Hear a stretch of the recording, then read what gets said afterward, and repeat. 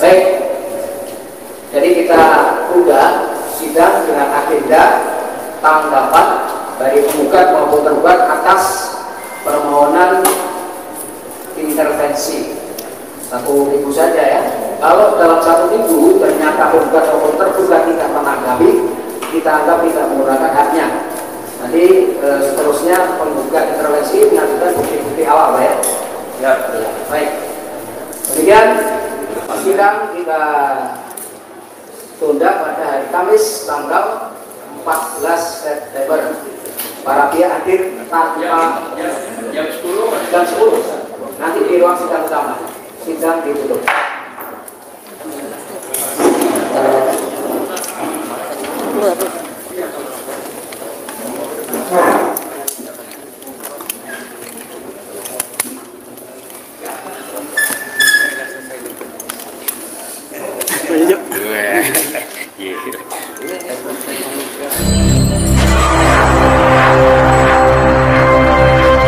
Bismillahirrahmanirrahim.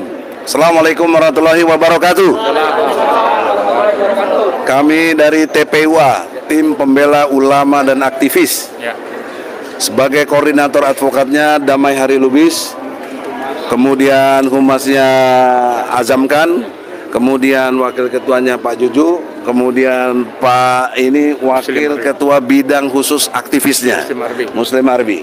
Arfid coba sebagai advokat ya dalam gugatan intervensi ini. Saudara-saudara, yang perlu dijelaskan secara ilmu hukum bahwa kehadiran kita ini sah menurut hukum berdasarkan pasal 280 hukum perdata atau hukum acara perdata yang berkait dengan hadirnya kita sebagai gugat intervensi.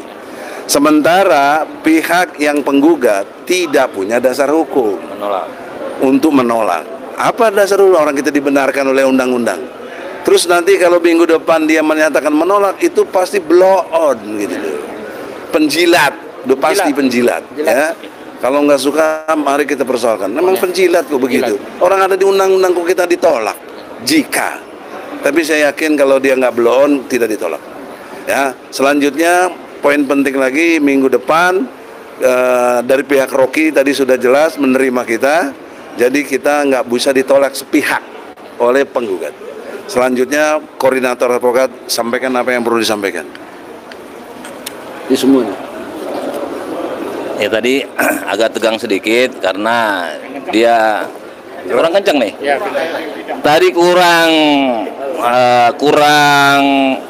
harmonis tadi nampaknya, tapi itu biasa-biasa aja kalau bagi aktivis. Karena dia menyinggung senior kita ini, kok profesor begitu. Itu kok namanya subjektif, sehingga kita agak emosi sedikit. Jangan terlalu bego lah. Ya kan, nggak punya dasar hukum kok. Masa pengacara bicaranya subjektif? Harusnya dasar hukum, karena kita menyebutkan dasar hukum. Jadi bahasa tadi terkeluar begitu saja karena dia menyebut-nyebut soal profesor. Justru profesor ini profesor unik, Egy Sujana, ya kan, mau turun ke bawah, nggak seperti ya profesor yang lain yang selalu di ruangan, walaupun ilmunya sangat bermanfaat bagi publik. Demikian dari saya. Mungkin ada dari cukup apa? Armi sebagai aktivis. Ya.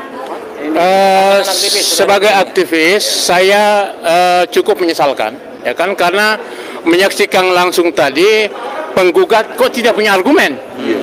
Jadi ini penggugat apa, kan itu masalah. Nah, satu subjektif, yaitu satu. Yang kedua, kita juga tanya mereka itu mewakili siapa, ya kan? Apakah mewakili yang katanya dihina itu dalam hal ini adalah Joko Widodo? Kan itu deh. Kan enggak juga kan? Karena nggak dapat surat kuasa. Kan tidak ada, saya yakin ya, dugaan saya itu mereka tidak punya kuasa juga. Bahkan dipastikan dipastikan ada. Dan oleh sebab itu sangat menyesalkan bahwa kenapa harus muncul emosi seperti itu, kan gitu masalahnya kan. Nah, satu.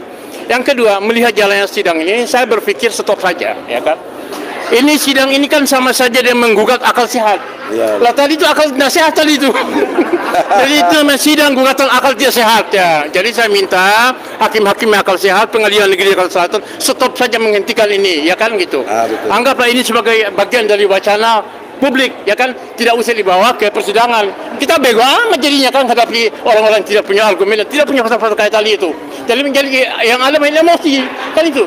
Jadi sekali lagi saya mendukung Rocky Gerung terus berwacana mendidik bangsa ini untuk mencerdaskan, jangan berhenti meskipun terintimidasi, diancam. Bahkan kemarin di Mabes Polri itu ada dugaan saya ada ibu-ibu yang sampai menjambak-jambak Rocky Gerung. Jadi saya minta sekali lagi kepolisian segera menangkap itu. Kalau tidak memang itu disuruh polisi. Ya betul. Ya, karena apa itu di Mabes Polri? Ya kan kalau nggak ditangkap, yang mama kita juga bisa jambak. Ya lagi. bisa jadi seperti itu. Ya, jadi dan ini bisa kita katakan jika polisi tidak menangkap yang menjambak Rocky Gerung tadi, berarti polisi yang men-setting itu. Ya kan, karena itu di Mabes Polri itu menghina namanya. Jadi sekali lagi minta polisi menangkap yang menjambak Rocky Gerung. Kalau tidak memang itu adalah settingan polisi. Sekian, assalamualaikum warahmatullahi wabarakatuh. Sekjen. Ya. Satu lagi. Assalamualaikum warahmatullahi wabarakatuh. Jadi saya cuma mengingatkan tanggal 14 jam 10 pagi di ruang 5 akan digelar perkara. Dipindah ke ruang utama ya. Gelar perkara tentang jawaban apa yang kita lakukan. Penggugat terhadap Rocky Gerung menjawab gugatan kami dari intervensi ya. Jadi kalau ditanya kaitan materinya, tentu ini melanggar pasal 28 Undang-Undang Dasar 1945 ya. Masa iya orang digugat suruh jangan tampil di mana-mana seumur hidup, ini kacau. Artinya tolong dong, kalau memang dia profesional sebagai lawyer nggak bisa menggugat dengan model begitu gitu loh. Jadi itu aja penyampaian saya. Jadi tanggal 14 diagendakan untuk hadir kembali di ruang utama jam 10 pagi. Terima kasih. Assalamualaikum warahmatullahi wabarakatuh. Kalau sekarang breaking news yang tadi sudah selesai.